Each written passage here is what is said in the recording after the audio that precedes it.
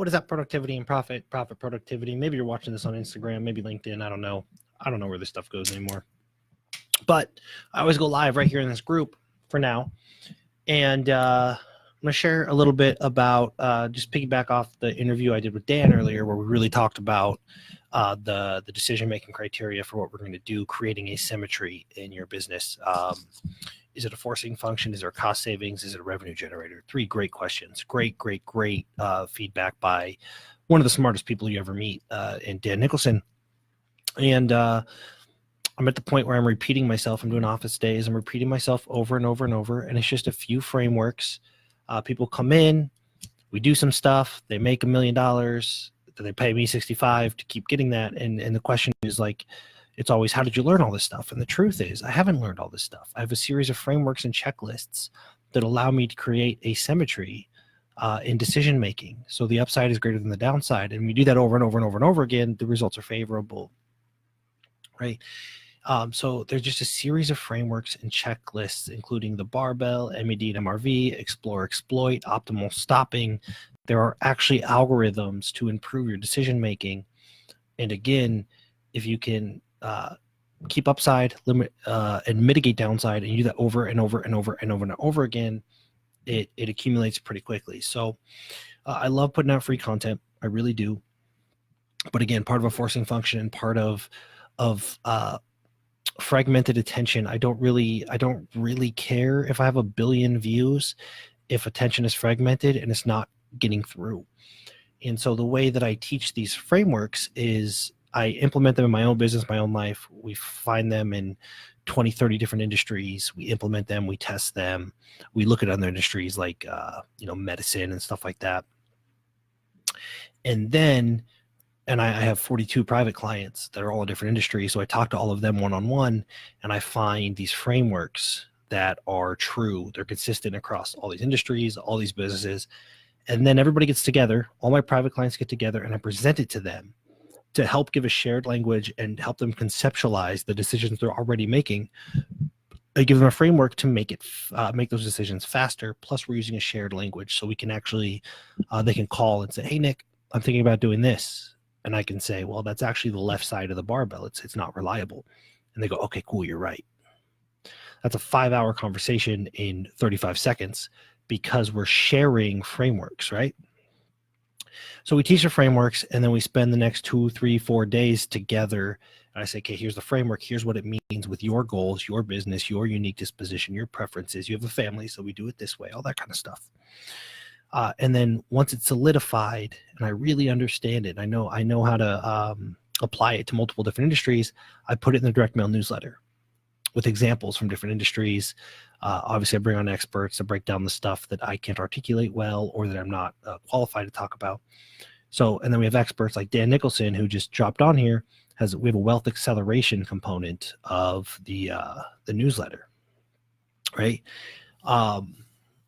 And that's where the primary goes. Like all these videos and stuff, they end up here. But by the time I share something here, I've already shared it with my industry leaders. It's already been written in the newsletter, and that's fine.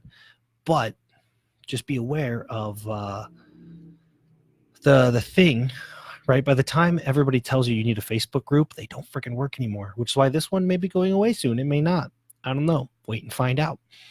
But that's the issue with, by the time somebody has told somebody to tell everybody to get famous, and they told everybody else to get famous, and all those people told all their friends to get famous, like being famous isn't really a thing anymore, right? It's a numbers game that doesn't add up. And so I do keep my deepest and my best stuff for a very select few of industry leaders. There's a reason for that, because I need their attention.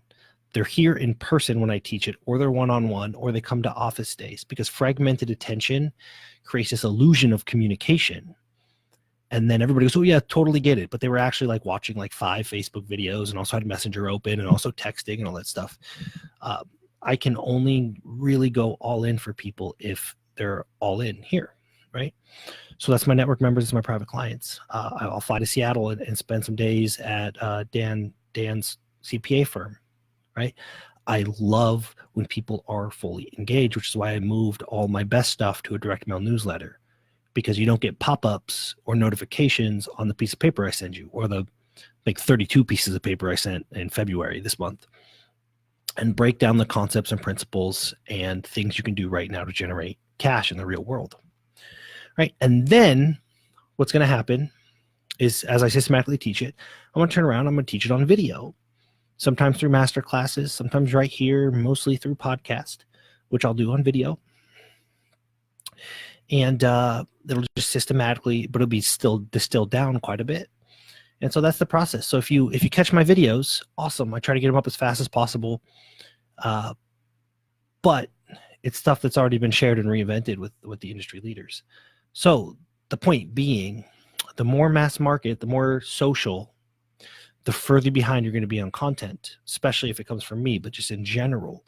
By the time you see it on Facebook, it probably doesn't even work anymore, right? How many times you watch somebody's webinar and then copied what they did, it didn't get the same results they did? Because by the time you hear about it on social media, it doesn't work anymore, right? That's why I like my members to be directly tapped into real time, what's happening in real time. Best way to do that is become a private client. Not everybody can do that. Do an office day. Office days are actually open to everybody, but they're pricey. And get on the newsletter or the thought bombs. Newsletter or thought bombs. That's where it is. That's where you can get real-time updates. I can't share what's actually happening in the real world with people that have a fragmented attention, which is why podcast is another thing that will probably come after the newsletter. So that's that. But I just dropped this because the Super Bowl commercial yesterday, and by the time, if Facebook is paying to get you in Facebook groups, it's time. It's no longer time to explore Facebook groups, right? I love you guys. You guys are awesome, but there's a million ways to stay connected, and I don't want to compete for attention. I have no interest in that. I don't really want attention. I just want people that want. If you have something useful and you want to share it in a way that doesn't feel spammy or yucky or gross, I would love for you to be tuned in so that maybe I can help you. But that's it. The Barbell, MED, MRV, Explore, Exploit, Diffusion Frameworks, all these things are things I've been instilling down. Super useful. It makes it so easy to figure out, to go, how do I make money today? Oh, yeah. You run through your frameworks. You run through your checklists. Boom. It's right there every time. So join the direct mail newsletter, nickpeterson.com/letter, or don't. That's fine. You also join the free thought bombs, nickpeterson.com/bombs, or you can just hang out right here, wherever you're at, and get the information whenever it comes out. It'll still be good information. I do my best to make sure that it's useful stuff. And if you're thinking about opening a Facebook group, I strongly suggest that you don't. Cool.